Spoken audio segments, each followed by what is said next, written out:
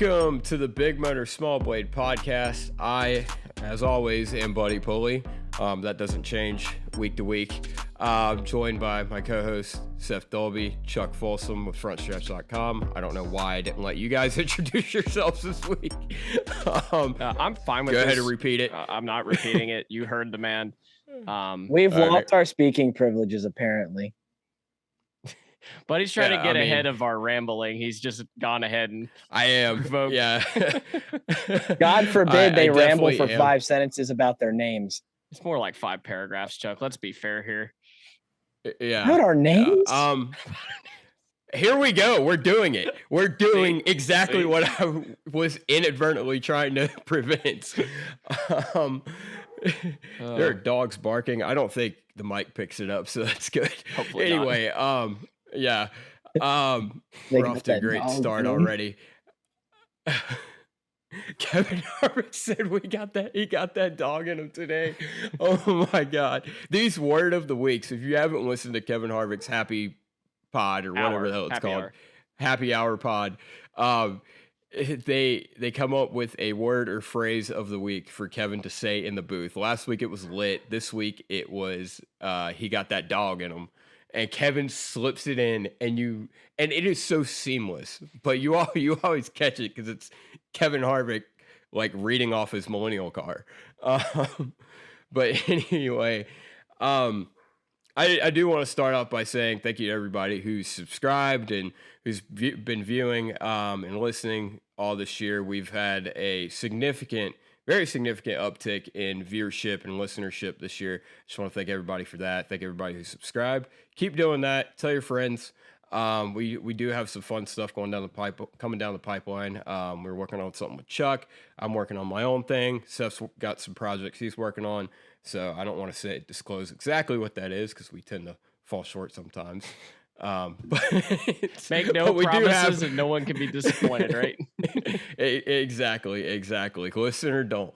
But we do have some cool stuff that we are going to be getting to you guys. So thank you guys again for that. All right, out of the way. Let's talk about Phahonix. Where do we want to? Let's talk. Do we want to just jump straight? Oh. No, we can do that last. Actually, let's go.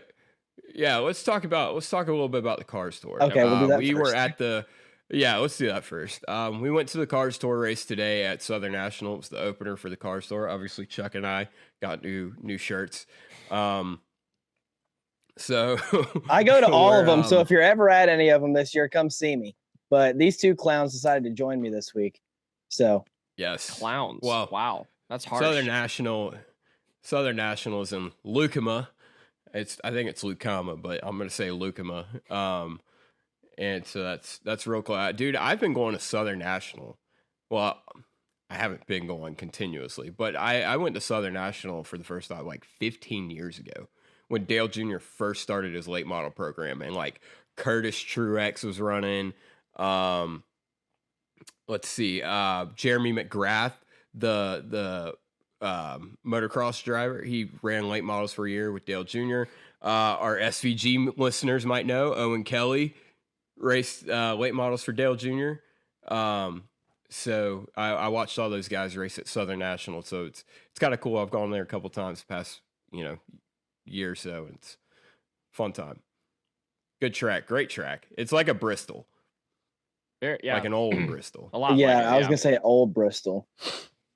Yeah. An old Bristol with where they I guess they did their own iteration of Bruton Smith's. Tried to. You remember when he ground the top at Bristol? Well, they paved the top here at Southern National. Hasn't worked a lick. I remember asking Josh Berry before the Thanksgiving Classic about, it's like, you think anybody's gonna get up there? He goes, no.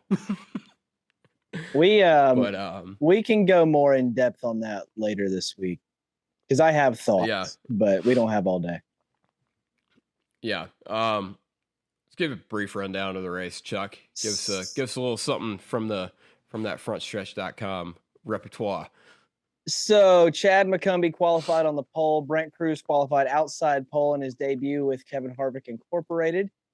Let's say, for people who don't know, Chad McCumbee is the guy who played Dale Earnhardt Jr. in the movie D3. Yeah. We have to point that out. Okay, yes. And Brent Cruz is 15. Yeah, there's that too. like, oh my God. There was already two big storylines before the race even started because both Stephen Nasse and Landon Huffman failed to qualify for the event completely. I talked to Landon, which he wasn't very happy, but he gave me a thoughtful interview and I appreciate it. Basically, there's something wrong with the car. They don't know what, but they're going to take it to the R&S shop tomorrow morning and find out what's wrong with it. McCumbee got the lead from the pole. Cruz took the lead on lap 7 and absolutely dominated from there on out until the second competition caution at absolute heartbreaker. Lap 90. Absolute heartbreaker. So this is a little controversial thing that, like I said a few minutes ago, we will talk more about later this week. On the restart, Brent Cruz jumped the restart and they called it back. They gave dude. I still think Carson jumped first. But Cruz was the leader. We can debate that later this week. So they re-racked it, did it again, and this time Carson absolutely snookered him. Whether he went too soon is, again, discussion for later on. But Brent, in reaction, tried to catch up, missed a shift, fell back. Carson took the lead from there. They piled him up a lap later. Brent tried to get him back by taking the outside on the following restart and just got freight trained by everybody. And from that point on, it was that was the restart before he missed the shift, and then he restarted outside and he got shit. Shout out to Ron Hornaday for being the one to let us know that Brent Cruz missed a shift. And so it ended up being what everybody thought it would be, the Quapple and Connor Hall show at the end. And Carson Quapple won. So basically, long story short, everybody talked all off season about how this is the toughest Cars Tour field ever and the road to the championship's harder than it's ever been. And what do you know? The two-time defending champ still won the season opener. All that says is to be the champ, you got to beat the champ. And so far, nobody's done it. So the more things change, the more they stay the same. Yeah, everybody's got a decent shot because he's obviously not going to be at the third race of the season when they go to Hickory because he'll be at Martinsville. So that's a whole race less of points that he's going to have on the field. So the door is wide open, but if he keeps winning races, he has just as good a shot as any because for those that don't know, he got suspended for a race in 2022, missed a race, still won the title. So it's doable. We can give a more in-depth rundown later on, but yeah, Carson Quapple, your season opener winner at Southern National. Connor Hall second, Deke McCaskill on the podium. The fact that McCaskill and Quapple finished first and third is hilarious considering they almost junked each other on lap 3. Yeah. Shout out Deke McCaskill, man. Hometown boy, Raleigh boy.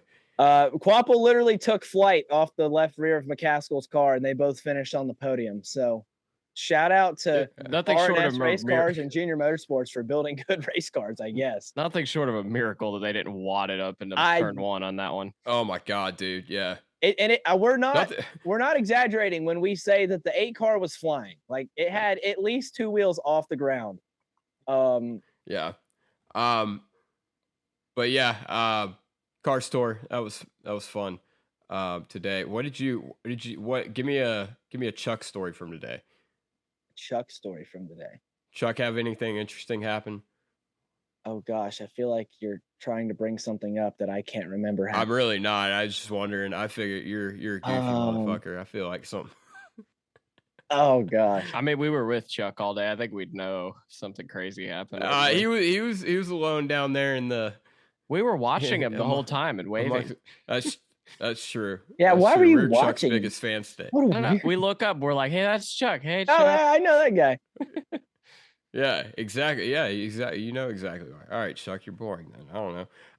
If I think of something, I'll let you know because I there's definitely. I mean, I did run over a bush pulling down my driveway, but okay, that was about an hour ago. That's our. Yeah, well, that's our Chuck story for today. So I'll rate the race out of 10 real quick. Cars Tour at Southern National. I mean, Southern National is great. I wish they could get off the bottom a little more, but it's still a solid track. I'd say I'm gonna be tough on these ratings this year, so I'm gonna give it a 7.5. Yeah, and like he alluded to, we do plan on putting together some sort of car store recap every week with Chuck, since he is, got the boots on the ground there in the series. So we're gonna try to get some content there for you, and we're gonna go in depth this week, a little bit more about the new tire they got in the Cars Tour, as well as some of the names, faces you're gonna be looking for. One of them you're gonna see in Wilkesboro in a Craftsman truck, and that's Butterbean. Yeah. I was sitting at work when they announced that, and I got over the group chat, hey, nobody's available right now. Can anybody write this news piece? And I click on it, and it's Butterbean in a Tricon truck at Wilkesboro. And I was like, hell yeah, I can take 5 minutes out of my regular work day to write this. Give me a second. And I think my exact quote was, shit like this warms your heart. Yeah. And I mean, I didn't even get to see him today when I was down there. I haven't had a chance to even go talk to him, but when I do, I'm going to congratulate him because that's awesome. And honestly, there's not a more perfect track for him to run a truck at than Wilkesboro. I think he's going to do great.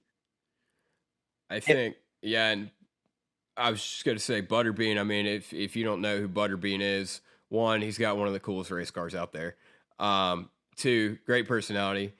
3, has Waffle House shirts with his name on it that I tried to buy. And 4, that internet out there in Lucas not too good. Not very. And then Butterbean, if you don't know, he won the Thanksgiving Classic last year. Won the Cars Tour race at North Wilkesboro last year, biggest race in the Cars Tour season. If I don't think I'm wrong for saying that. Second. And then also the South Carolina 400 winner from 2022. And that's just for what I've seen. It's the second biggest race of the season, but yes. What's the biggest? The Old North State Nationals. The Tri-County, right? It was a Tri-County, but it's back at Orange County now, where it was originally. Okay. There we go. It's the rest of them pay like $7,000 or $8,000 to win. North State Nationals pays $30,000 to win. So it's like their big money payday race. But if you want to know, like their Brickyard, and then do what? No, I would equate that maybe to like maybe because the Brickyard 500 was obviously paid more, but the Brickyard was always known as a big money race. And then you had the big prestigious race. And I feel like Wilkesboro, especially in front of the Cup guys. Yeah, it's definitely the big prestige race. It might change a little bit now that they're running there twice this year. I think Wilkesboro in general is probably their most meaningful track. We'll get into this. If you want to know anything about Butterbean, Flow Sports does a series with him called the Butterbean Experience, where he basically takes you on a vlog through his race weekend every weekend. Go check that out. He's hilarious. It's awesome. So that'll teach you everything you need to know about the guy. Cool. But yeah, Carson Quaffle obviously won the race. So it's all things are normal. He's really good at driving race cars, for those that don't know. Yeah. They're about to find out too at Martinsville. Moving on to Phoenix. We had an Xfinity race. John Hunter Nemechek did not Chandler win. Smith. Chandler Smith, yeah, same difference. Chandler Smith won the race. John Hunter Nemechek won. Dude. It's the same driver with a different skin. It's all the same. Yeah, exactly. Yeah. John Hunter Nemechek wrecked off of the door or front bumper of Chandler Smith, and Chandler Smith won the race. And then we obviously know the big story of that, and we'll get to that later in our favorite segment. My favorite segment, Seth's favorite, everybody's favorite segment. That will have intro music this week. The editor, whom shall remain nameless, Seth, is an idiot and didn't put it in last week. So on behalf of the I worked so hard on that entry video, dude. On behalf of the Big Motor Small Blade podcast, we apologize for the lack of rundown from Down Under. Yeah, we know that's why you guys are here. Let's be real. So we apologize for that. But the Xfinity race was a race that happened. This is we talk Cup here. This is Cup shit. Let's talk about it. We had a new aero package with a a smaller diffuser. I don't think it was it completely taken off. I've not 100%. No, I don't. Yeah. They were. I think the strakes reduced strakes, reduced size. I think they were. Correct me if I'm wrong. They were about 50% of the size of a normal diffuser strake.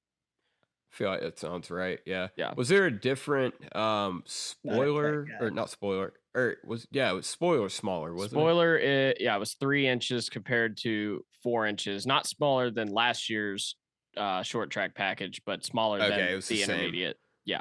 Okay.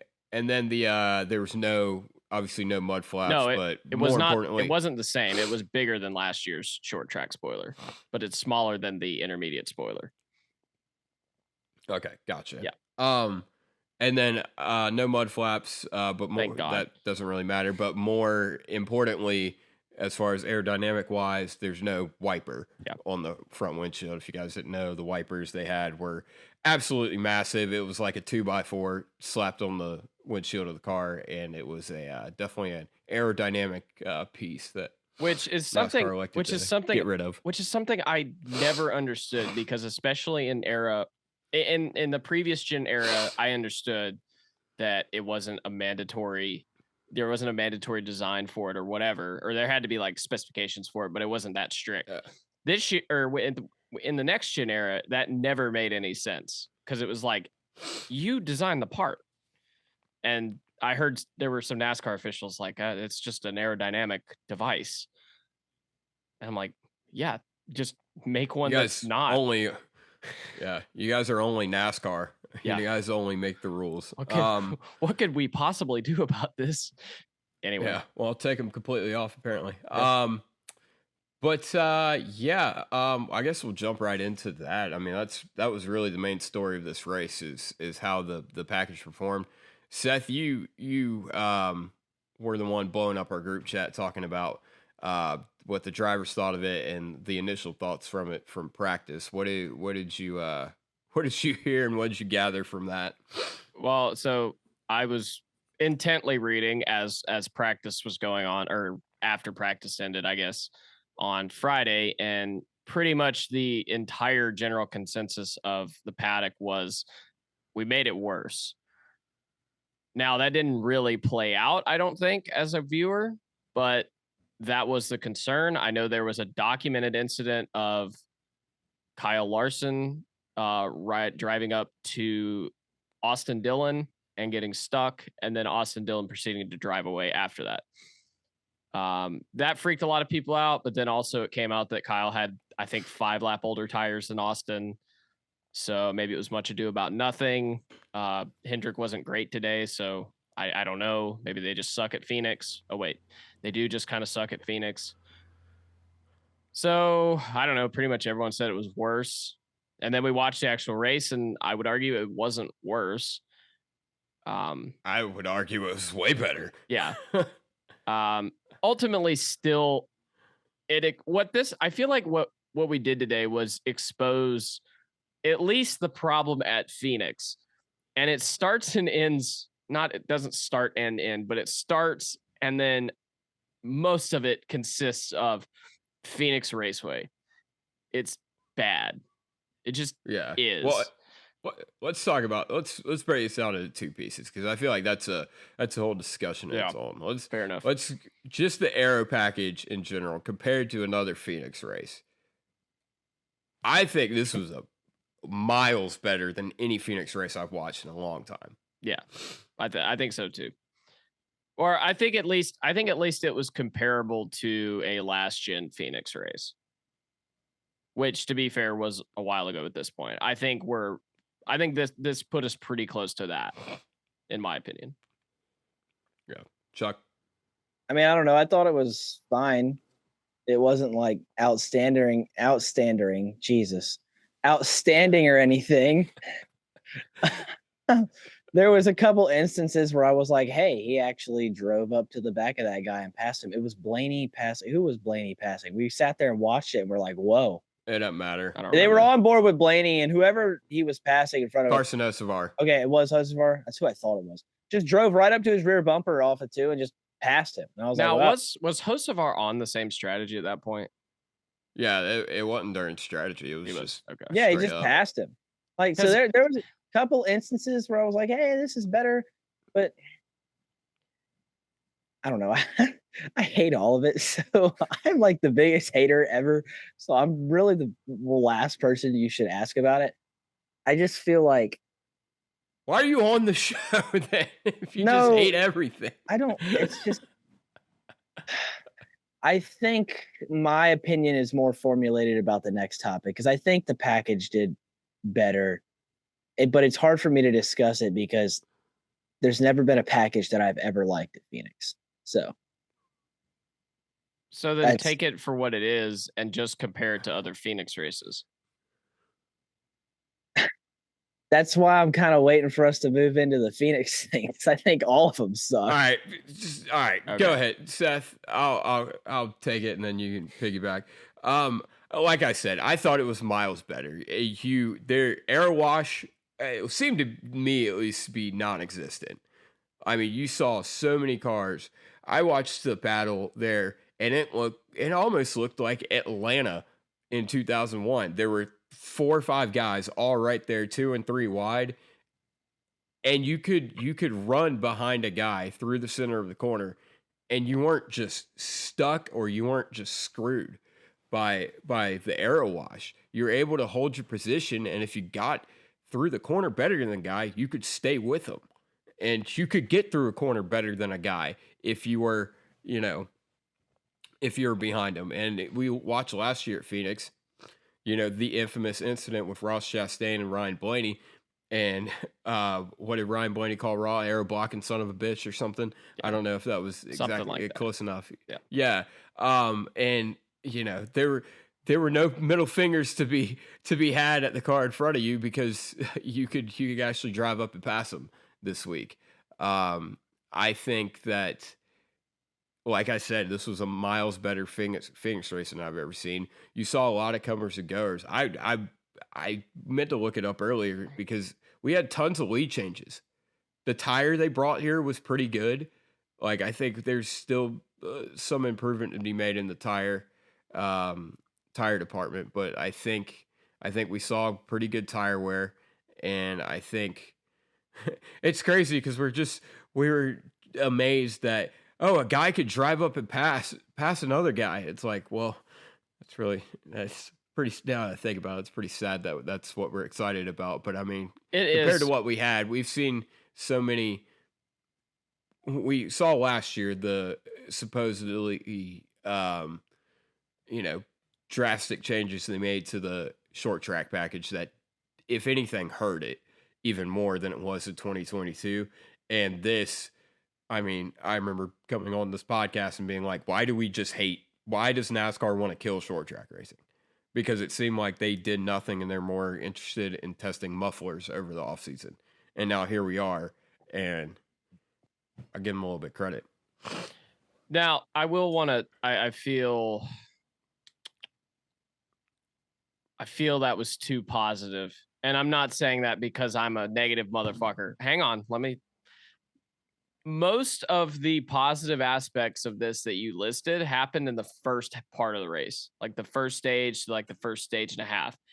After that, we had several instances of, let's be specific for a minute, but there were several, but let's say Denny Hamlin, who was a top 3 to 4 car for a lot of the first half of the race, got caught back, got stuck, couldn't do anything. So and I think Ty Gibbs had that problem until we got a few restarts in a row, and then he was able to kind of get going. A lot of that was on restarts. He was incredible today on restarts. He was. I mean, 100%. I was in awe of some of the restarts Ty Gibbs had today. Yeah. Well, once we really got going, obviously, yes, there's the caveat that Christopher Bell was able to move at will. And we've seen that with these bad packages, is that there'll be a guy that can move through the field. And so a lot, you'll kind of see that in the discourse about a race. It'll be like, oh, well, so-and-so moved forward. And I'm like, look, I get that. And I understand that point, But I want to get to a point where the top 7 guys, top 7, 9, 10, something like that, can all get shuffled to the back and find their way back up there. I don't want to just see the best car be the only one who can do it. Here's the thing. I get what you're saying. And I'm gonna have play devil's advocate a little bit. This is the NASCAR Cup Series. We talked at the beginning of the year. We have 36 decent cars out there. And that's the worst car in the field is at least decent. And that it only makes sense that, hey, if you get in the back, it's going to be fucking hard no matter what the package is. If you have 25 cars that can win, that's just how it's going to work. Like if you get in the back, you're going to have a tough time getting back to the front because you're behind other cars that are comparable to you. There's definitely clean air is definitely a thing. I think that's more of a Phoenix thing. Just the size of the track and the way it's laid out plays into that. But I mean, I think that I don't look at that as much here just because of one, the track, and two, like I said, there's too many good race cars out there to where I'm not trying to say there wasn't, an issue there, but I feel like there's something to be said about how good the entire field is. And so that's a big ask. I feel like the top 7 being able to move through the field like that. Cause there's arguably 20 top 7 cars any given week. Yeah. I get that for sure. But I think the reason I even mention it is because theoretically Phoenix should be one of the more favorable tracks for you to get to run back through the field if you're a faster car. Just due to the options you have as a driver, you can run three different lanes in the corner. You can cut the dog leg, you can do whatever. When we go to a track like Martinsville, where you're going to have maybe 2 lanes. Again, that's a little bit dependent on temperature we get and how the tire wear affects it and all this. So it leads me to believe that we aren't going to see that at Martinsville. And I still think Martinsville is horsepower away from being better. I don't think that's true because here's the thing. Phoenix does allow multiple lines, but that's just multiple lines for guys to use to defend. I mean, we saw it all day. Which should make it harder to defend. What? That should make it harder to defend. You would think, but I mean, we saw all day how many times guys swapped the lead and just could not get past each other. And I mean, that goes back to a horsepower thing. And I think that you get back in the pack and it's hard to pass guys. It's a hard trick because you can run the top, you can run the bottom, and it does make it easier to pass. But it also, in the same token, I feel like makes it harder to pass as well. So, and as far as Martinsville, I mean, I look at it, there's very few ways to pass at Martinsville. And I feel like, the horsepowers, we'll talk about that. But, if the tire wear's there, I feel like that's going to help Martinsville tremendously. And I think a guy will be able to pick his way through the field a little bit easier at a place like Martinsville. But that's why we run the race. Yeah. Hopefully you're right. Yeah. This overall, for me personally, I figure I got to be positive. You guys are always going to be negative about whatever. It makes me excited for a track like Richmond. I think I was the only person that thought the races at Richmond in 2022 were decent. I think this will play into that very well. Obviously, it won't help Bristol next week. We can talk about that here in a minute. But, I don't know. For what it's worth, there is a subsect of the fan base that has enjoyed Richmond recently. I thought the spring race I didn't really watch the summer race, but I thought the spring race at Richmond last year was actually kind of good. There was like 4 or 5 cars that battled at the front all day. Yeah, there were a lot of it was a lot of Hendrick was like really good on short runs, and then Gibbs would just dog walk them on the long runs. Dude, Toyotas were ridiculous today. Yeah. I mean, which we all knew it. We all heard they were very confident after the test. Yeah. And that's why I picked Ty Gibbs to win this week. And it looked like it might have happened.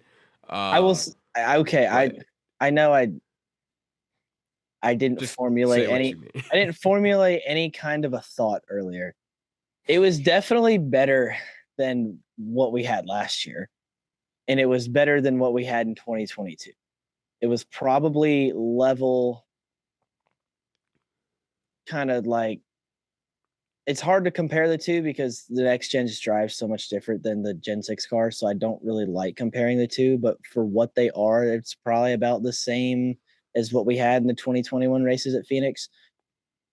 Doesn't mean they didn't accidentally stumble into creating a better package, because they did absolutely nothing to try and make the package better in the test over the winter. Well, they did. They just didn't go far enough. Yeah. What? I mean, yeah, exactly. We talked about, we did a whole podcast talking about how they basically wasted a test, and they did. And I mean, buddy, we did say that. Like, yeah, verbatim. we did, but literally did. But the cake has been baked. It's right there. I mean, yeah, I know. And after Friday, they were like Seth said, they were like, oh crap. And then they pulled the cake out of the oven today, and they were like, holy shit, it's done and it's good. Awesome. Right, I'm going to piggyback off this analogy. The cake was pretty good. We could have added a little more sugar, though. I mean, we could always add more sugar, and well, that's because we're fat asses. But I just said, I think it probably surprised all of them how good it actually was. I don't think it shocked a lot of people. It didn't shock me for NASCAR homer. I don't know why. No, I'm not a NASCAR goer by any means, but I try to at least give them a little bit of the benefit of the doubt, because neither of y'all will ever do that. And so, like, a dead body. I felt okay. So Seth brought up some points earlier about what the driver's discourse was. I heard a lot of things. Here's what I heard. I heard a lot of lobbying. That's what I heard. I heard a lot of lobbying for more horsepower, which is good. Absolutely should. But I was able to kind of read between the lines. And everything else where they were saying, like tire wear, and I can't remember who it was, but some guys said there was a significant difference in it. There's some guys that said there was no difference. Some guys said it was a significant difference. Denny Hamlin said the tire was better, but everything else. Denny Hamlin had a good analogy. He said if what we had in I think this is what he said. If what we want is 100 and what we had was 0, this will be 10 or 20. And I think he missed the mark a little. I think this is probably in the 50, 60, 50 range. I'm saying it's middle ground. There's a lot of work to do. But I don't know, man. I'm going to give credit where, so there's one thing that I noticed, and maybe this is just not even true, but it just, because I didn't watch the race as intently as you guys did, because I was working on my car store stuff. It seemed to me, because I feel like NASCAR's taken the approach over the years with the short track packages. When they take away downforce, they're just trying to make the car harder to drive. And for whatever reason, it actually seemed like the cars were harder to drive in a good way today than a bad way. Like every time I looked up, the back end of somebody's car stepped out. Tyler Reddick. And it wasn't like you guys remember when the next gen first started and all of a sudden they just snap around out of nowhere? Yeah. And there wasn't no saving it because it was already around before they even knew it was around. It was one of those deals like we had in the Gen 6 car where it was like drivable snapping around.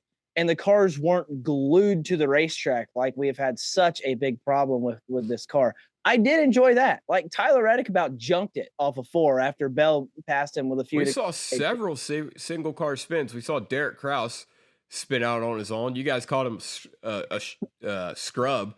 And then 5 seconds later, Shrub himself, Kyle Busch, spun out on pretty much all on his own. And then Denny Hamlin spun out on his own.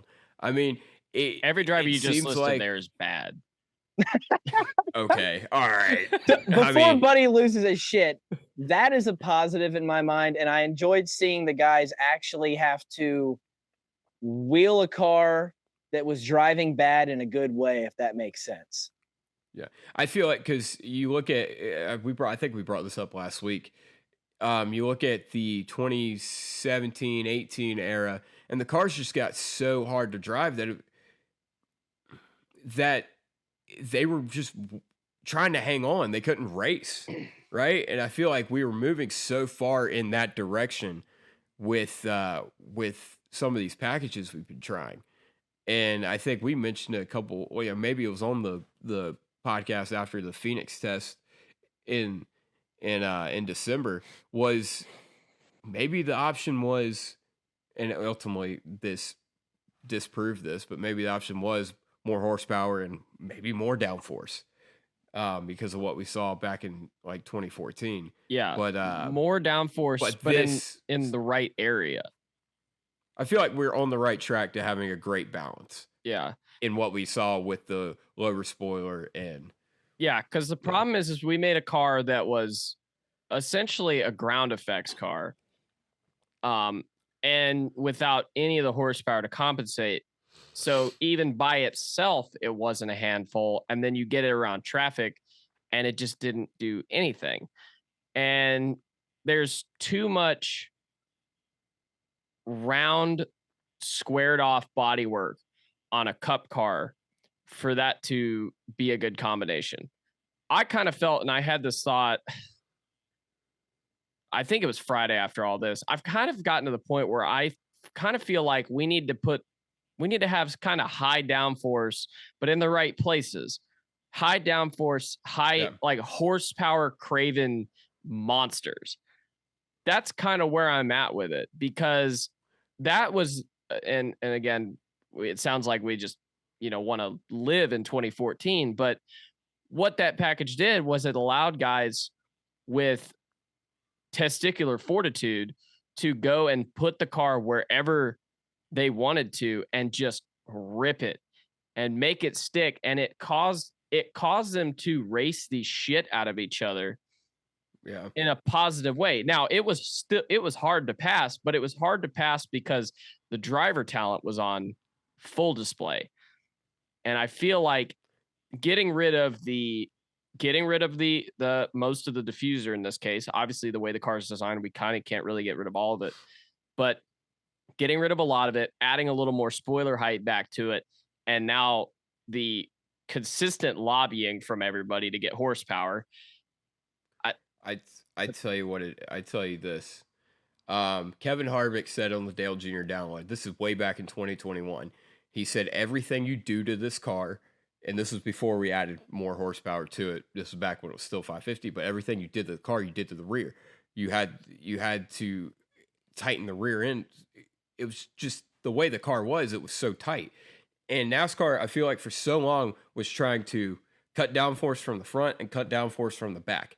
The car was already imbalanced. Yeah. And we're over here trying to, what we're doing is, I mean, you put it like this. If let me try to figure out how to explain this. If essentially the car was already, say you have 2 glasses of water, right? One's full, one's half full. So they're already imbalanced, right? They're not at the same level. And then you're just taking a fourth off of everything. You're still in the same difference as far as how the car's going to drive. So we weren't doing anything. And this was a direction and you almost got to learn to flip. I feel like this car, you almost got to learn to flip how you look at downforce. and a big blade for a big blade back in the day, equals maybe a big diffuser nowadays. Whereas, now we don't have the horsepower, so we need a smaller diffuser instead of spoiler. Everything's done from underneath, and I feel like we are focusing too much on what's on the top of the car when we have, like you said, a ground effects car. So, well, okay, so I get what you're saying, but we did make diffuser changes last year. Now they didn't go far enough, clearly, but we did start. The main. Yeah, and honestly, but we made diffuser changes, but then we also made changes to the front. Yeah, we made an equal, and that's why I feel like it didn't adjustment work. Essentially. Or we continued equal adjustment. Yeah, we continued down the path of inequality. I feel like, yeah. So actually, the imbalanced phrasing used is actually perfect, because we literally saw it. If you go back to 2022, how drastically squatted all the cars were. Yeah, and the more we've tried to fix this balance, the less squatted they've gotten. So actually that was, great phrasing. Actually, that was, because that's exactly what it was. It's imbalanced, and that was actually pretty good. They've always done that though, and focused on the wrong area of the car, because I won't go too in depth because it's not this year, but with the 2017-18 car that you mentioned a little bit ago, all they did was change spoiler and splitter, and the problem was not downforce at all. It was side force, because those cars were so dependent on side force, which is why they couldn't race, because as soon as they get side by side, the car on the inside had nothing to lean on. Well, so they've always focused on the wrong areas. Well, the problem was side force, but it wasn't that they ignored side force. It's that they didn't realize how big of an issue it was going to be once they completely got rid of the downforce on the top.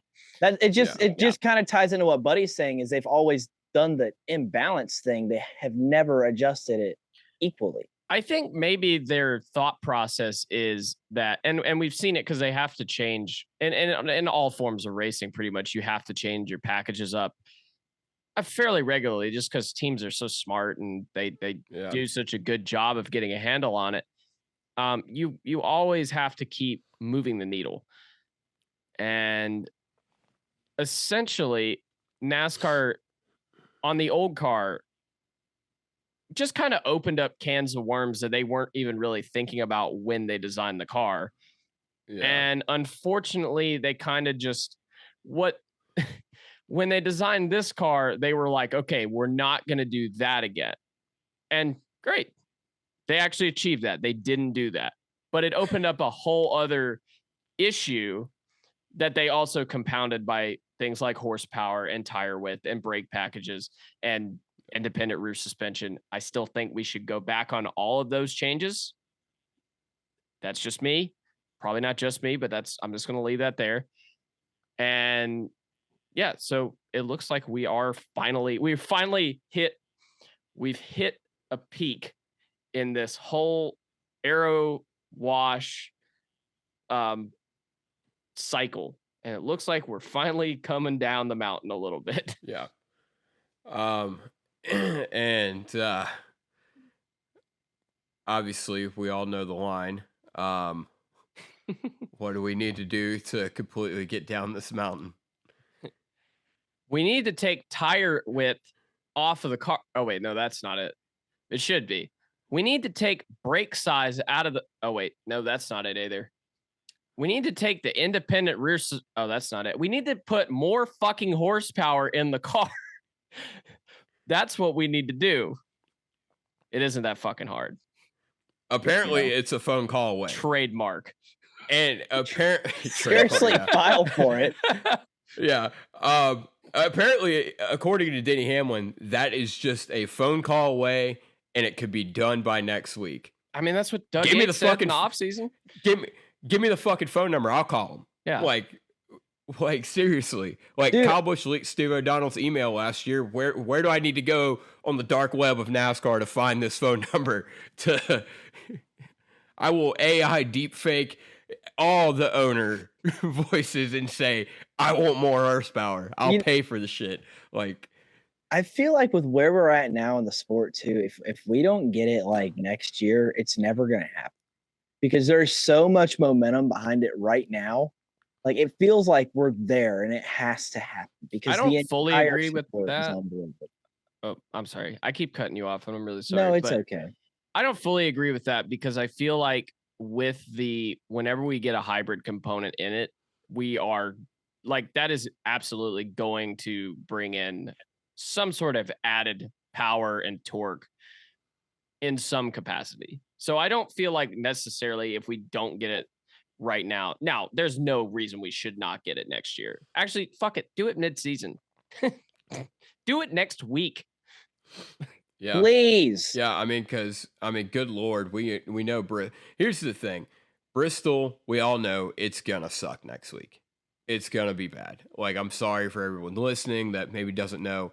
Bristol's just not gonna be good next week. Should have never left dirt. And they're not. They don't have this pack. They should run this package next week. They're not gonna do it. Too late to run it next week.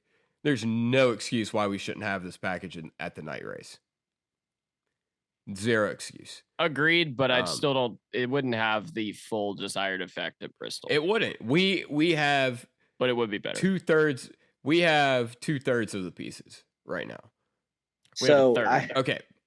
We have a third. Okay. Well, I'd say we have half of it, and then horsepower alone is the other half. Well, no, because we have a third of it. We have the aero part, and we have too much mechanical grip and not enough horsepower still. That's still there. The tire width could be just as easily fixed as the horsepower, in my opinion. Wouldn't be that. That would have to be a next year thing. Yeah, a next year thing, but like, it's not that far. I think we just gotta let Goodyear cook. I mean, because they seem like they're creeping up on a better tire, and today was a step in the right direction. They need to call Firestone. Well, they're not going to do that. I know. I still just think even if Goodyear makes the perfect tire, there's just too much rubber making contact with the racetrack because the tires are too wide. Like, I think if you took the exact tire compound in it, then I think if you took the exact rubber tire compound that they had this week and you like made it the old size, it would be way better. Call Double Bubble and figure out what they use and make that your tire comp. Double Bubble? The bubble gum brand? Oh, the gum. And literally just press that into a tire and bam, you got it. Dude, I should patent that right now. I'm gonna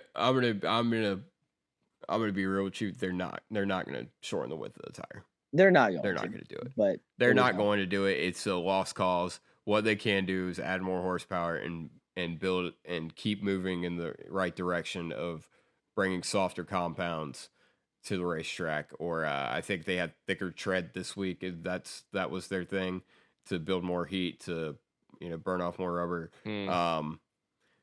So we're to end this, and we'll move on to the Phoenix discussion. Seems like we're moving in the right direction, and we still need more horsepower. I'm gonna say one thing. Yeah. I was told I can't do this. I was told I can't do this until next week. So for our listeners like Buddy, anyway. No, I'm not. Okay. I'm not. Okay. For our listeners like Buddy said that may not know that Bristol is going to suck, and also may not know I am the biggest Bristol fan maybe on the planet. Bristol is going to suck. And when it sucks, tune in next week to hear me get on my fucking soapbox about why it sucks and why I'm pissed at NASCAR. Moving on to Phoenix. Okay. Well, now that you said that, I have one more thing, and then we're done. You don't get the rebuttal. We wouldn't have to worry about Bristol sucking next week if it was just on the dirt. You're damn right. You're damn right. On God. Bristol dirt sucks. On God. Facts. On God. No. We would have never went to Bristol dirt if they didn't piss off Tony Stewart. We'd have never gone to Bristol dirt if people actually wanted to go see 2 Bristol concrete races. On God. Anyway, on to Phoenix. Why the hell? I know the answers to these questions, but it still baffles me and just it frustrates me more than anything. We know why Phoenix has 2 dates. They put $14 bajillion into the remodel of the facility, and it's a great facility. We've all been there. Yep. It's a really great facility. It's the championship race because weather. Whether or this not track that's is the case. horrible. This track is horrible. Yeah, we need turf in the dog leg like now, dude. I don't have pet peeves. I have major psychotic hatred, and that's exactly how I feel about them going on the apron at Phoenix. Like you got the playoffs, you got the caution clock, you got the apron at Phoenix. Like, like we it's got up there with me, dude. Reference in 2024. I hate the fucking dogleg apron bullshit at Phoenix. It takes skill. It is the same as Watkins Glen, and you going 15 yards off the curb, off the corners at Watkins Glen. It's the same thing. It takes away from the skill of the driver. I would argue it's harder to make the corner at turn 1 at Phoenix than it is turn 6 at Watkins Glen, though. Either way, it's still dumb. It's still very dumb. It's dumb. Yeah. It's dumb. It just, how do I put it? There's no penalty. There's very little penalty for not getting off the corner well. If you don't get off 4 well, you could just dive to the apron and make up most of the lost time you got by not making the corner off of 4. And so the guy behind you can't, get stuck or can't do anything with you. Like I just said, you don't pay a penalty for being a fucking horrible driver. Like, yeah. I hate it. I hate this. It is so stupid. It is one of the dumbest things in the sport right now. I don't have a further comment for that portion of this, honestly. I'm just that. It is. That plays so much in, dude. I mean, dude, Phoenix hasn't ever been a great racetrack, but the talks about. That's what I'm saying. The talks about how bad Phoenix is a direct correlation to when they repaved it and allowed this dogleg, restart bullshit. Yeah. So, first of all, I'd just like to share the image that went through my head when Seth said put turf down there instead of real grass, which obviously they would put turf. I agree with that. I can just imagine Championship 4 restart and big time Ross Chastain just Lightning McQueen's it through the fucking turf on a restart at Phoenix because why not? And passes 5 cars. You know what though? That would take more talent than doing it now. And Ross would be the one to do it too. He would. Like that. Hold on. The first thing that went through my head was just the one car. The field's like up on the actual racetrack, and then it's like from the infield shot, the one car just slides by and passes the whole field. Ka-chow. Dude, now does that what was the exact rule that was implemented for the Hail Melon? Is it just the wall ride, or was it? You're not allowed to make any gain. Is it just the wall? Or I'm pretty sure it's just the wall. It's just the wall. Okay, I was about to say because they're gonna have to revise that rule if this were to be the case. You are limited to the confines of the pavement. Yeah. Because you hit the nail on the head. He would be the guy to Absolutely. do it. And he'd be like, "I'm just doing my job. I'm just driving the race car, man." I mean, if they didn't write a rule for it, then yeah.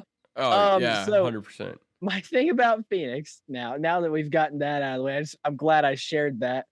Dude, the reason I had such a bland, it sucks negative take earlier is not really because the car, it's because fuck this racetrack. That's why. This track sucks. Yeah. It blows. Yeah. I remember when I was a kid, a little 5-year-old Chase, Mom, where are they racing this week? Phoenix. Never mind. I don't want to watch. The only reason I ever started watching is because Carl won a few races there. Oh, this racetrack sucks. Okay. Here's my analogy for Phoenix. I can think of one. I can think of two. He won it. And he should have won a couple more. He won in 10 and 13. Oh, 10. That's the one. Hey, buddy, those aren't relevant to 2024. I'm just kidding. Anyway. I literally asked, so. I'm just kidding. So here's my analogy for this new package at Phoenix, okay? If you have 2 piles of shit and you spray Febreze on one of them, give it about 3 minutes and they're both still going to smell like a pile of shit. That's what Phoenix is, even with this new package, ladies and gentlemen. It sucks. This track So the sucks. package was Febreze? Yeah, it spiced it up, made it smell a little better, and then we're going to be like, you know what? It's still after we go to Richmond and we realize how much better it could be in Iowa, we're going to be like, man, that really still sucked, huh? Here's another analogy too. Seth likes to say this every year at the Roval. When we go, the first 3/4 of the Roval is normally pretty tamed. And then we start wrecking and restarts happen and all this. And Seth always says, we have now entered the Roval portion of this race. This is I got the same feeling with this race. We saw a great first 2 stages and first part of the 3rd stage. And then we entered the Phoenix portion of the race, and it just got bland as hell. Like, I mean, we saw a rash of cautions when Denny Hamlin wrecked and Joey Logano got absolutely pile driven by John Hunter Nemechek's ghost car, according to me. He sent Joey Logano so far into turn 3. I saw the replay for the first time. I said, "Did Joey just lost it?" Joey just lost it. And the replay or the onboard came on, and I was like, "Look, I don't like Joey Logano either, but something broke or he got hit. There's no other possible way here." He slid for he got sent so far in the corner that if you missed the first part of the wreck, he still slid for 4 or 5 seconds before he realized he got hit. Oh man. But it's good to know the Hunt Brothers Pizza curse is still alive and well. Yeah. I would have been heartbroken if Joey would have won in the Hunt Brothers car because of last year. I was fuming fucking pissed off that nobody 30th on back spun out in the last 20 laps of this or 10 laps of this race. Because Harrison Burton, I still remember that shit you did at Phoenix last year. So I'm gonna sum up our Phoenix bit here. So NASCAR is drawing in all these new fans with the Netflix series, and of course, we help out a little bit with the Big Motor Small Blade podcast here. Don't give us too much credit, Chuck. I know. Never mind. Point is, hey, they want to attract. You, Seth. Hold on, no, fuck you, Seth. We are the #1 podcast on this YouTube channel. That's a great point, actually. That is a fantastic point. I apologize. Continue, Charles. So we want to attract. We are attracting new fans, and we want to keep attracting more fans. Great, awesome, NASCAR. What are you gonna do about it? Oh, we're gonna go to our absolute worst dog shit ass track to decide our champion and make them watch and then sit for 3 months and decide if they really want to come back next year. NASCAR in a nutshell, ladies and gentlemen. All right, I'm really glad you brought this up because it leads me into a couple of my bullet points. The discourse surrounding this race. Again, I just love eating up some discourse on the Twitters and the Reddits and the Instagram. Instagram's probably the dumbest. Twitter gets a bad rap. I mean, for good reason, but like the Instagram comments are terrible. Well, I think it's not as visible. I look. Anyway. I look. Okay. Anyway. I guess that's fair. Charles chimes in. A lot of the, I guess, reception to the reception of the race that I saw was, oh, so NASCAR fans really only want Daytona or Atlanta. And no, yeah, well, duh. That's obviously the point I'm going to make. Next topic. To take that away from the legitimate issues we have with a race like last week at Las Vegas, like I'm sorry, just because it was close. It was there was a point in this race where it was like that. It was close at the front. Didn't mean it was terribly interesting. I mean, I'm not saying the whole race. I'm not saying the whole race was like that. There was definitely a point in time where the top 7 were within a couple seconds of each other, but it wasn't like I wasn't like on the edge of my seat about it. It was just kind of like, oh, they're pretty close to each other right now. And that's fine. So what NASCAR, unfortunately, and has fallen into the same issue that every other sport, at least in America, has. For some reason, this is not a problem in the EU. I don't know what's in the water over here compared to over there. Probably fluoride or something. Whatever that weird guy down in Texas keeps talking about. But every sport in America is chasing highlights all the time. And that's the only thing they're chasing. And unfortunately, due to these highlight chasing decisions, we get left with a lot of hollow, absolute nothing in the middle. Or in NASCAR's case, we get left with a lot of perfectly average, normal racing in the middle, which is fine for the most part. It has its issues. It's fine for the most part. The problem is the entire public expects highlight reel action at all times. And one of the issues I do have, as much as I did enjoy this Atlanta race, one of the issues I still have with it, and even praising it, which is why I was still kind of hesitant to do it, is, again, it sets that precedent. That finish went out everywhere.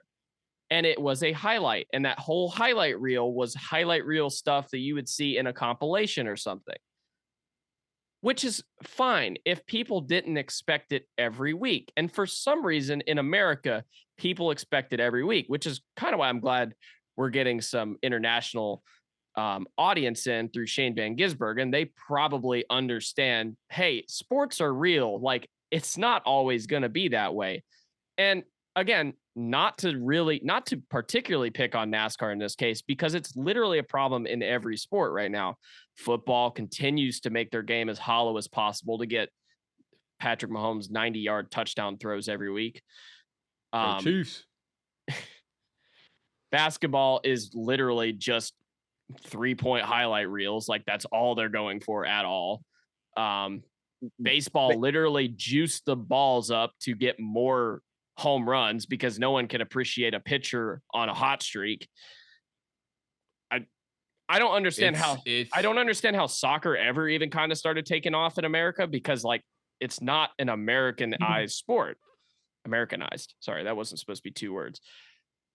Anyway, no, you wanted to say something. But you bring up that I don't really know where you're going with this point, but I'm letting you cook. But you look at soccer and how hard it is to score a goal in soccer. Same with kind of hockey, a little bit. It's very hard to score a goal. So when it does happen, it's that much more explosive. Yeah. And that's so much what's wrong with the playoffs, is it's all manufactured. And so it doesn't, yeah, it's what's wrong with provide that explosive feeling. 100%. It's what's wrong with the playoffs. And it's what's wrong with the entire culture around what we got going on now. And when essentially my problem sorry. Yeah, I mean, to be fair, I'm kind of struggling to get around to make my point. Yeah, I'm trying to figure out how this ties into my Phoenix. Point is when it doesn't particularly specifically talk about Phoenix. It's more of it all comes back around to that initial point. The discourse that I've seen is that, we as fans want is pack racing because it's exciting. And no, when I'm critiquing a non-pack race for being boring or being not very entertaining or not being very good racing, the problem is every time someone says that, the thought for some reason in a lot of these people's minds is that, it wasn't close enough. It wasn't action packed enough. No, the problem is the racing was bad. Yeah. Okay. I'm just making sure that made sense. So, yes, essentially my point is that we need to keep working on it. Fuck. Okay. All right. Okay. I hope you guys. I mean, no, you made a lot of good points there. Keep critiquing this, but it doesn't mean every race needs to be the Am Better Health 400 at Atlanta Motor Speedway. That's very true. And that doesn't mean that I'm taking anything away from that race, but it doesn't mean I need to put up with this crap either. And again, not specifically about this race. This was better. But again, that's all it is. Okay. That's very fair. I have another point that I want to try and fit in somewhere, but I don't know where exactly. So I'm going to just try and play that by ear. And then I'm going to have to let y'all know that I'm calling an audible at that point. And then we're gonna go down that road at that point. It's not me this week, buddy. Huh? I said it's not me this week. Yeah, I'm in my philosopher mode today. That's where I'm at. Yeah, you lost your train of thought before the show started, and you hear a bullet train right now. Yeah. I did. First thing I said when we got on the Zoom call was I am scatterbrained right now. So yeah. I think I'll close this discussion on Phoenix out real quick. I think we're gonna see with this package significantly better racing at some of these shorter tracks. I think Richmond's gonna be a good example. I think Wilkesboro, and I think the road courses are gonna be better. And it just sucks because we're gonna see that significant improvement, and Phoenix is still the worst we have to offer with this package, and it's where we crown our champion and we claim as our biggest day in the sport, and that's just it's overall disappointing, and it's unacceptable that this has gone on as long as it has. I mean, this was what, the fifth year? This is the fifth, right? 20, 21, 22, 23, 24. Yeah, it's the fifth year we've been at Phoenix. It needs to be done with. Yeah. Agreed. But yeah. Other than that, Christopher Bell won the race. I don't know if we have ever had said that today. I don't believe. But it was, I'll call back to a philosopher that we had on the show every week. And I think the direct quote from him was, "This was a Toyota butt fucking." Oh, you're a philosopher now. I'm a philosopher now. Yes. If you are, God help us all.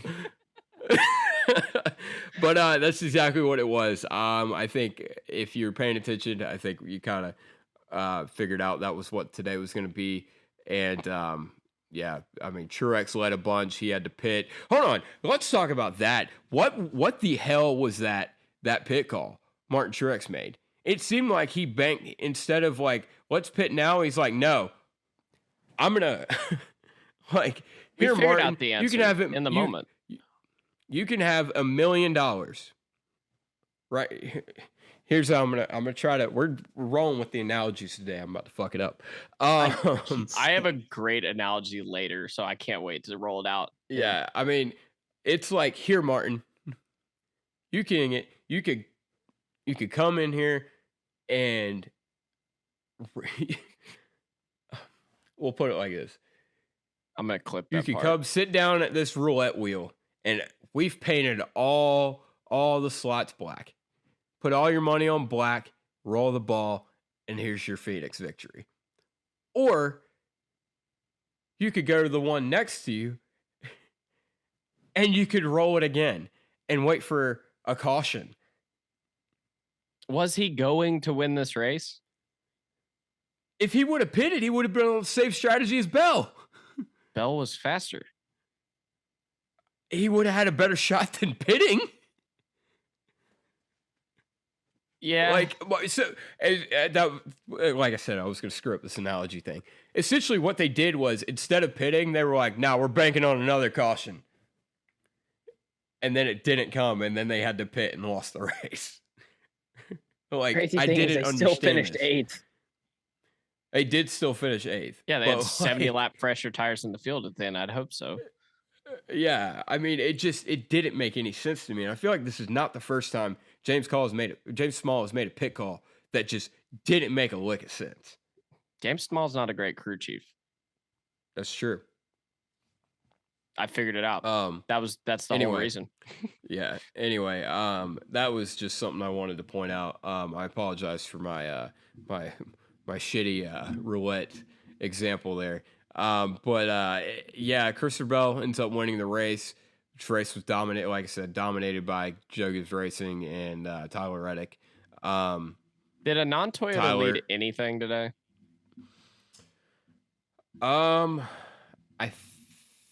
Yes, Todd Gilliland. Oh yeah, Todd Gilliland did leave. Yeah. So dreamy. Yeah. Other than him, I don't know that Toyota didn't lead today. Reddick and Hamlin swapped the lead a lot. Bell kind of came in there late. Ty Gibbs was up there. Yeah. Ty Gibbs is gonna win. I think he could win. I think he could win next week. I mean, he ran really there in the fall. He ran really well there in the fall. So yeah. So I don't know. I mean, that's really all I gotta say. It was a Toyota show today. All right. I don't normally say this, but I will say I enjoyed the winner only because I had money on it. So I'm $200. Tomorrow is when sports betting is legal in North Carolina. Not if you just throw cash.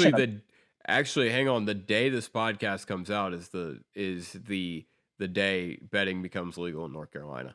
There's also nothing really to do with any of that when all you do is 10 guys at your job throw $20 in a hat, and whoever wins just grabs said $200. Sounds like tax evasion to me.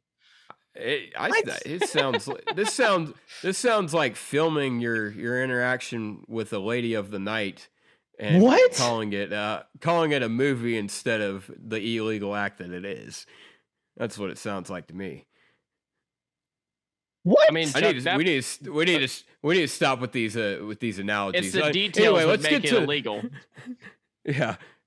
Let's get into the let's end this and let's get into our favorite portion of the show and your favorite portion of the show. Let's go ahead and get down with the rundown from Down Under. The final time onto the front stretch. He comes to the checker flag. He won the very first race in NASCAR. Thank you, guys. Yeah, Shane Van Gisbergen is the greatest race car driver in the fucking world. I mean, you're not getting any argument on this podcast.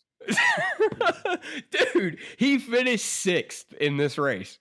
Okay, you argued with me in the car earlier when I was trying to explain this, but he never lost position. He never fell back really significantly. He maybe lost 1 or 2 positions, normal fluctuation of the race, but he started 23rd. He ran 23rd for a while. Then he ran 20th for a while. Then he led 15th through 18th for a while. And then he ran 12th, 13th. And then at the end of the damn race, he dodged all the carnage. The big wreck happened with Chandler Smith and John Hunter Nemechek. And literally, I watched 7 cars. I counted them. 7 cars past Shane Van Gisbergen as that wreck was happening. Every single one of those 7 cars ended up in the wreck. Bro is like, he's using 100% of his brain when he's in a race car. The dude is something different. And that restart he had at the end was incredible. Bro got a top 10. He had Daytona, Daytona. He finished 12th. Still a respectable finish. Blew up in Vegas, but has a 3rd and a 6th. Has not finished worse than 12th, I would argue. I mean, he did not finish Vegas, so you're correct. Thank you. Yeah, I mean, I don't know, man. I don't know. He also was on Kevin Harvick's podcast this week. Did you guys listen to it? I did not. I keep forgetting Kevin Harvick has a podcast. Yeah, me too. Yeah. Okay. Well, I mean, essentially he just kind of went through, what it's like to, come to America and He had a couple. They made a whole movie about that. What? They made a whole movie about coming to America. Never mind. It's an Eddie Murphy movie from the 80s. Never mind. For what it's worth, even with the DNF at Vegas, he is 14th in the standings, 7 points out of a playoff spot. That's pretty damn good. As stacked as the Xfinity field is, like, let's talk about that. Sammy Smith in a JRM car, who won this race last year, was running like 14th all day. The Xfinity field is stacked. And Mans is learning on the fly, drinking through a fire hose at full bore and doing it. I mean, seriously. And it's incredible because this was something he brought up on Kevin Harvick's podcast, is the amount of data that NASCAR has compared to supercars is night and day. And that is a lot to take in mentally during your week, much less getting in the car and actually driving the car that you have very little experience in against the second highest level of stock car racing, against guys who do this every week and have been doing this every week. So, I mean, yeah, I don't know. He also dropped his first F-bomb that I've heard him ever say since he's been in NASCAR on Kevin Harvick's podcast. So shout out to that. Hell yeah. Dudes hear that and say hell yeah. Just for reference on Shane's point standings. Some guys who's he ahead of? So just ahead of him, 13th is Sieg, Alfredo is 12th, Parker Kligerman's 11th, Sammy Smith 10th, Jones 9th, Allgaier 8th, teammate AJ Allmendinger is 7th. Okay, cool. So who's he ahead of? The top 6 doesn't really matter. He is ahead of Jeremy Clements, Parker Retzlaff. He's ahead of Sam Mayer and Jeb Burke. Sam Mayer's 24th. Sam Mayer's 24th in points. Josh Williams, his teammate Josh Williams, is 30th in points. That's because he's bad. So yeah, I mean, it's not. He's like okay. He's doing what I thought he would. Essentially, he's doing. I don't know. I think he's doing better than what I thought he would. Because you look at guys like Jeremy Clement. Who'd you say? Jeremy Clements, Parker Retzlaff, Jeb Burton, and Josh Williams. All those guys, at least in my mind, and Brennan Poole and Ryan Ellis, for what it's worth. Blaine Perkins. Not them as. Okay, well, not them as much, but those 4 guys I just mentioned. Those were all guys I would imagine would be contending for a playoff spot right around the bubble, right? And I thought Shane was going to be a step behind him. And I thought it was going to take a win for Shane to get in the playoffs. And his racecraft and his patience and his just racing IQ is at least going to give him a fighting chance against those guys. And we're at race 4. Yeah, I think there's something to be said about that. I would love to clarify. He's doing better than I expected. Yeah, he would be right now. I'd like to clarify what I meant by he's doing what I expected. He's running how I expect him to. So, like him running before he blew up at Vegas, he was running around 20th. Him running for the most part of the day in the 15th to 20th area in Phoenix until like kind of carnage started happening and he was able to just avoid it. That is pretty much what I expected out of him, at least at this exact point in the season. And it would increase, or he would start moving up that ladder. His finishes are exceeding my expectations because I felt like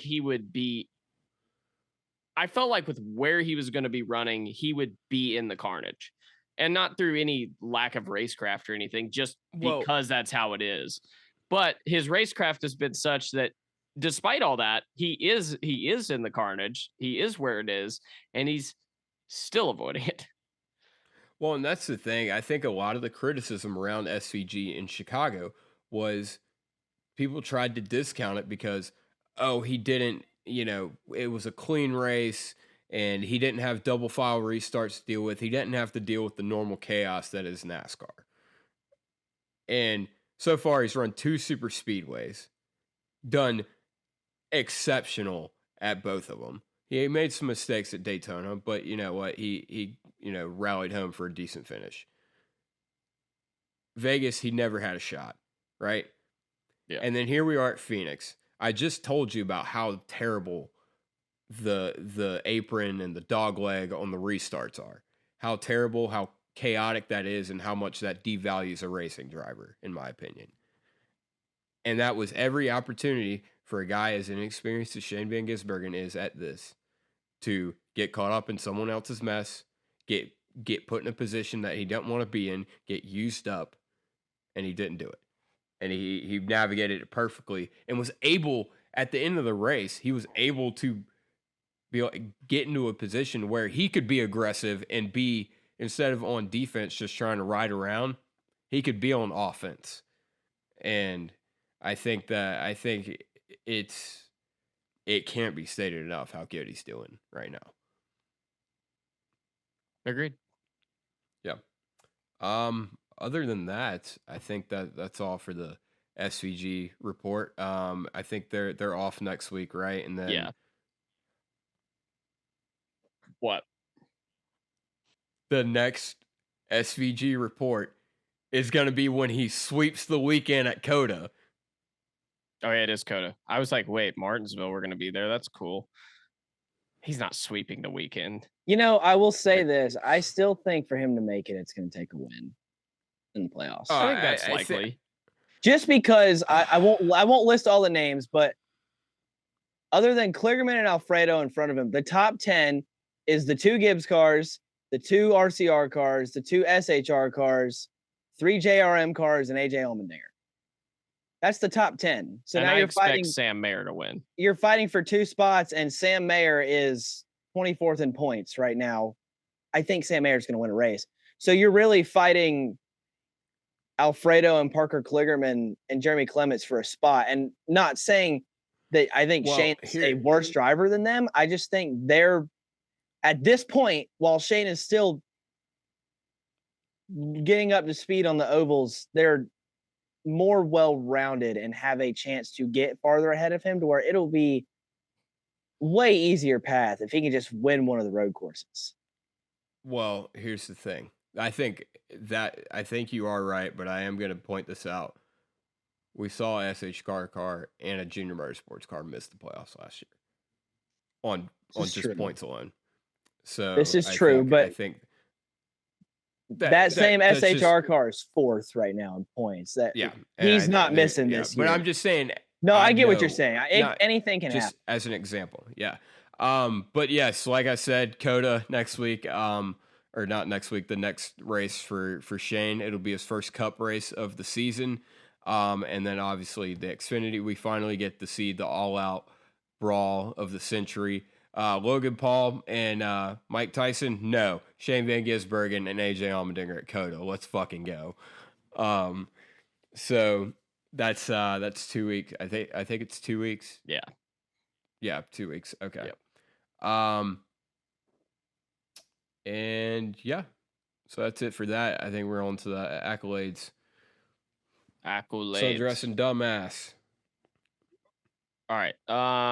Sundress. Shane Van Gisbergen. On God, hell yeah. Facts. Okay. Yeah. No explanation needed. Landon Huffman, for taking the time of day to actually give a thoughtful interview, even though I could tell he was extremely pissed off that they didn't qualify for the race, when plenty of guys would have told me to fuck off. Just kind of shows why he's the most popular driver in the Cars Tour, because he's the people's champ. I would have told you to fuck off. Exactly. I'm gonna go with I respect Butterbean. I'm gonna go Butterbean. For getting himself a truck ride. I think this is 100% the Dale Jr. Kevin Harvick effect of the Cars Tour. I think I said it. I can't remember if you were sitting there when I said it today. I think the Cars Tour is definitely surpassed ARCA as far as like level of competition and skill, and I think it's creeping in on the Truck Series. Honestly, I think these guys are great race car drivers, and they're getting put in front of the people, and that's why you see guys like Carson, Quapple, and now Butterbean getting these higher level opportunities. And I think a lot of it is the Dale Jr. effect. So it's really cool to see that that work. Dumbass. All right. So in lieu of all that, I'm a fan of this driver, but I wasn't particularly impressed today. I'm gonna have to go with Butterbean. Like my guy. Clean sweep of sundress and dumbass. Nah, just Butterbean. Butterbean going into turn 1 sometime after the second fun caution. Just decided that Katie Hedinger just wasn't there. And while great job by both of them to not wreck, Katie ended up losing, I think, like 4 spots in this whole ordeal. And then like it didn't even mean anything for Butterbean anyway, because he blew up or whatever happened. Something broke on the car. So yeah, I don't know. I mean, you had Dale Jr. calling you out last year for roughing people up. Maybe just tone it back a little bit. You're really good. Just, it's not necessary. You ain't gonna win them all. I think I don't want to get into this too much. In fact, I'm not even gonna get into it. We'll talk about that another day. I'm gonna go with Jamie Little. Low hanging fruit alert. Yeah. I could think of a lot of examples because she's not a very good commentator at all. She's hell of a pit reporter. She's not a very good commentator. Justin Allgaier did not win the race. And as they were signing off, she says, "Congratulations to Justin Allgaier." For what? I mean, backing it into the fence with 6 to go? Yeah, exactly. Like, I mean, that's Marty Reed got fired from I don't know if it was IndyCar or NASCAR, but he called the last lap a lap early by mistake one time, and he got fired. And Jamie Little is just out here. I'm trying to think when that was. I think it was an Iowa. I think it was an Iowa race. No, it was NASCAR, I thought. Yeah. No, like that was IndyCar. Race. No, it was NASCAR. Yeah. Are you sure it wasn't an Iowa nationwide race? Yeah, I think it was. Because he was still calling IndyCar. Yes. He was still calling IndyCar through 2011. I think it was the year that Ricky swept Iowa and not the one where he blew up and Carl Aspac. Yeah. Okay. Anyway, but he swept that year. Literally. Oh my God, dude. We almost made it this whole podcast without y'all doing this. So no, for my dumbass, first of all, I just want to say there's 3 things that are certain in life: death, taxes, and one of you clowns stealing one of my picks throughout the show. I was gonna be James Small, but no one said James Small. But he went on a rant about it earlier, so there's no point in me saying it. Damn it. I should have picked James Small as my dumbass. That was really dumb. I mean, shout out to James Small because that was stupid. But I think I'm going to go with Clint Boyer because Kyle Busch. Kyle Busch spins out off turn 2. And Mike Joy had just said some funny bit. He had to be looking out the window and seeing Kyle Busch spin out. And he calls that there's going to be a caution. And Kyle Busch is sitting on the TV screen, stopped, spun out for a solid 15 seconds. Mike Joy says, and this will set up another restart. And then there's just silence for about 15 seconds. And then Clint goes, "Oh, we got Kyle Busch around off turn 2. Oh my God, Clint. Sometimes it pays to look up from the monitor, homie. He was sitting there for an eternity. Dude, he couldn't have been silence. He couldn't have been looking at the monitor either because Kyle was on the monitor for a good 6 seconds. I don't know what he was looking at, but it was Mike Joy literally says, and this is going to bring another restart. "Oh, we got Kyle Busch around on turn 2. It's like the opposite of Dale Jr. Like Dale's always ahead of the game. It's like Dale on delay is what it is. Clint's just like, wow. Yeah, Except that was a good Yes. one. sound Chuck. like Dale Jr. That was Poor Clint that was a great Boyer. one, Chuck. I'm sorry. I just could not. Clint had a not pick bad that. day today. Let's be real. Clint He'd been doing better with the addition of Kevin Harvick, but he relapsed today big time. Yeah, he didn't have that dog in him today. No. All right, picks. Well, you go first, buddy. You won. That's true. Oh, I did win. I won with Ty Gibbs. Ooh, this is interesting. I don't know why I put two names down. Because you forget how the game rules to your own game work. Fair point. I'm gonna pick. I'm gonna pick Christopher Bell again. Or I didn't pick him again, but I think he's gonna win 2 in a row. Yeah. Chuck, you were second, so you get to go second. There's someone I really want to pick, but it would contradict something I said on the preview show, so I'm not going to pick it. Instead, I'm going to go with Dennis the Menace. Hang on. Poof. No one asked. Don't care. Sorry. Dennis the Menace. Do you want to finish the theme song? No, we're not allowed to. No, we can't finish the theme song. If you want to hear the theme song, catch us at Bristol this week. That's true. We'll sing it for you. We'll acapella it for you. Yeah. Chuck can hit the low harmony. I'll hit the middle, and Buddy will be doing the tenor vocals. So who are you picking for Bristol? Kyle Larson. I mean, it's valid though. Can't believe none of you assholes picked him. Couldn't have just picked him, so I didn't have to do it. But literally, all Bristol is going to be is the Toyotas and the 5 cars. All Bristol is going to be. Yeah. I don't know. I think Bristol's a little bit different animal. I think the package. Literally, what the night race was. It's the same. Yeah, package. but if you.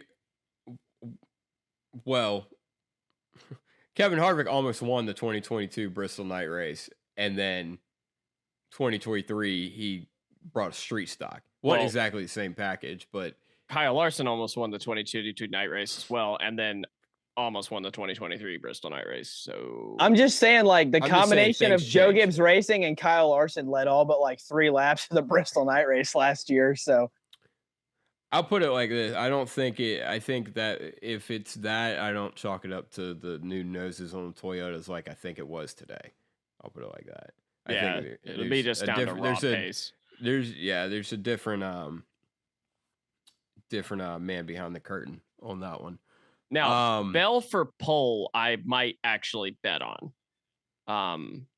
Or maybe I should go Hamlin. I don't know. I can bet now. Seth, I'm a degenerate. I was about gambling to say, degenerate alert. You're gonna be a degenerate gambler starting next week. Do we want to do Seth bets? Let me get some weeks under me first. I might have to start watching Dale Center or something just to get my foot in. I think we gotta go trial by fire. We gotta hear the bet Seth is putting in. I mean, I can let you know after the fact, but I don't know what I'm gonna do yet, so I can't really do anything right now. Okay, that's fair. His Seth bet of the week is Bell for the pole. Mind you, we worked with the garage guys. We know nothing about betting.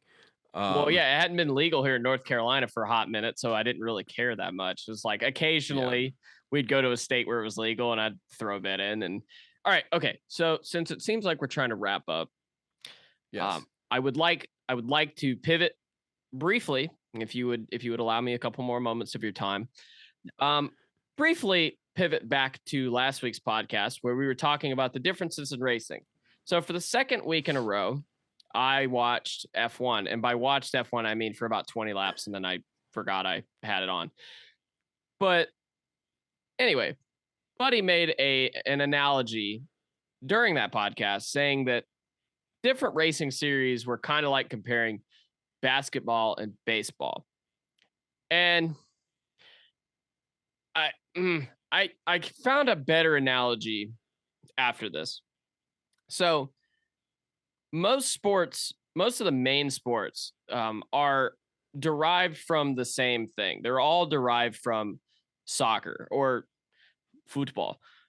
We have an international audience now, so I do need to say that. Most of these sports are derived from that. So to me, comparing racing series is actually more like comparing soccer, American football, rugby, and hockey. Because the general idea is the same. You need to be onside, and you need to advance your position, and you need to score. So generally, the idea is the same. Basketball and baseball, as an analogy, is, I think, way too different. I think that's more like comparing. Well, the only reason I made that is because there's a direct player example in Michael Jordan who was elite at one discipline and then tried another discipline and did not live up to expectations, much like other drivers in racing series do. This is fair, and ultimately, I understand where you were coming from, and I just felt like I've been thinking about this afterward, and I was just it's a very good point. Yeah, very good. Yeah. Yeah, that I feel like your comparison, other than the specific athlete in mind that you had, your comparison would be more apt to comparing circuit racing to like rally racing. Because again, both of them have a ball, but what you do with them is totally different. Hold on. And you have to be athletic. Did we just go through this whole podcast and you save this point just to tell me, for a whole week, just to tell me I'm wrong? Not wrong, but not fully right. Just to nitpick. This is what this is. It's literally not even like a full, like. No, I just thought it was. I thought it was a better analogy. But what an asshole! Like, hey, I know that wasn't your point, but you were kind of wrong. So I gotta put this in. I gotta let the world know. Either way, the ultimate point is you can like soccer, football, hockey, and what was the other one? Rugby. You can like all those things. You can watch one and watch the other, and you don't have to sit there and go, you know what? I fucking hate rugby because it's not hockey.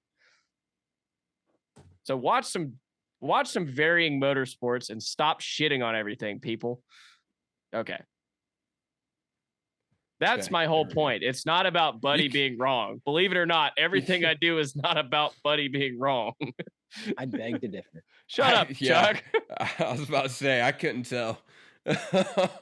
Leave a comment down below if you have a take on the Seth Buddy debate. We don't leave a comment down below if you think Buddy's wrong. You don't have to leave a specific topic with it, just in general. Just in general. Leave a comment if you think I'm wrong. Any engagement's good engagement. It's like press. I'm done. I'm shocked. In the show. All right. This has been the Big Motor Small Blade podcast. He's been just a microphone. I've been Seth. He's been Chuck, a.k.a. Chase, a.k.a. frontstretch.com's Chase Folsom. I'm not going to disrespect our audience, so this is just for you. Go fuck yourself, Seth.